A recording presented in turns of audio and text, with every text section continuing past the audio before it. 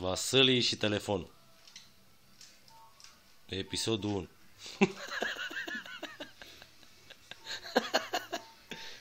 Stai filmul și Vasile, să văd cât de prost ești și. Ce față ai? Ia. Ia, Vasilic.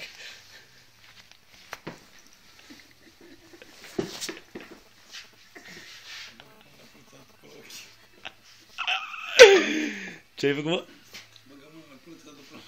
Bă, prost ești.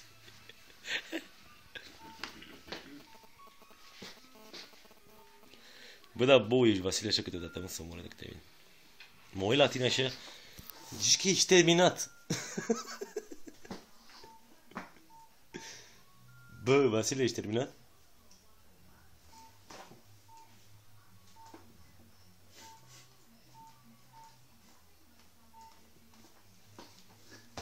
Moa. Bău ești. Doare? Da.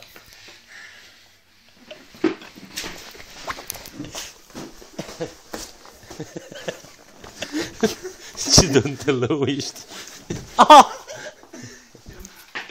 Ce dântălău ești? Ai dat pe un telefon? Ce? Un telefon ai dat de Nu. Am un jack de telefon.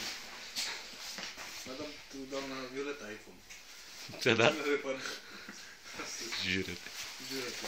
Ce față de prost ai, bă, să mori. Dar păi de ce te filmezi?